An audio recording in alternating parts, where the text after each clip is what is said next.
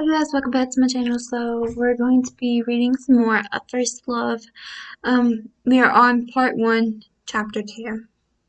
Robinson was waiting for me in the back booth of the all-night diner on Calumet Avenue, 2 blocks from the gas station.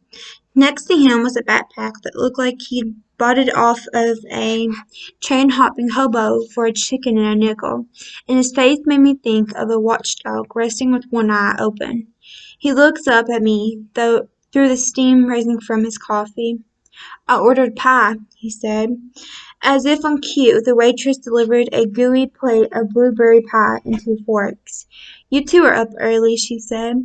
It was still dark. Not even the birds were awake yet. "We're vampires, actually," Robinson said. We are just having a snack before bed." He squinted at her name tag and then smiled his big, gorgeous smile at her. "Don't tell Inez, okay, Tiffany? I don't need a stake through my heart. I'm only 500 years old. Way too young and charming to die." She laughed and turned to me. "Your boyfriend's a flirt," she said. "Oh, he's not my boyfriend," I said quickly. Robinson's response was almost as quick. "She asked me out, but I turned her down." I kicked him under the table, and he yelped. "He's lying," I told her. "It's the other way around." "You two are a comedy act," Tiffany said. She wasn't that much older than we were, but she shook her head like we were silly kids. "You should take the show on the road." Robinson took a big bite of pie. "Believe me, we're gonna," he said. He shoved the plate toward me, but I shook my head. I couldn't eat.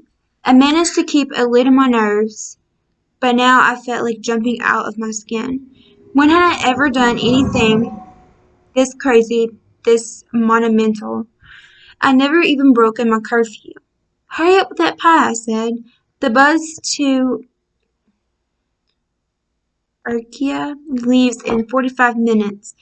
Robinson stopped chewing and stared at me. "Pardon? The bus?" I said, drawling it out. "You know, the one we're getting on, so we can get the heck out of here." Robinson cracked up, and I considered kicking him again, because it doesn't take a genius to tell the difference between being laughed with and being laughed at.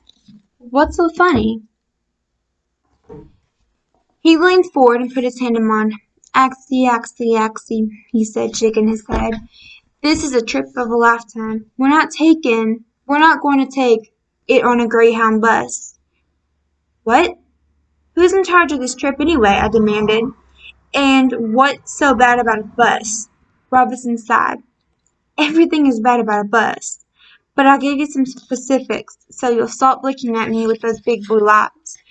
This is our trip, Axie, and I don't want to share it with a dude who just got out of prison or an old lady who wants to show me pictures of her grandkids." He pointed a forkful of pie at me. "Plus, the bus is basically a giant dish of growing superbacteria, and it takes way too long to get anywhere. Those are your 2 bonus reasons."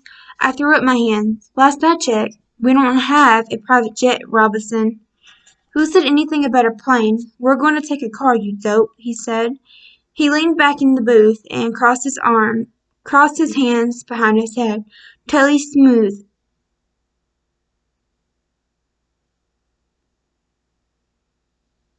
and non-glint, and I do mean take one."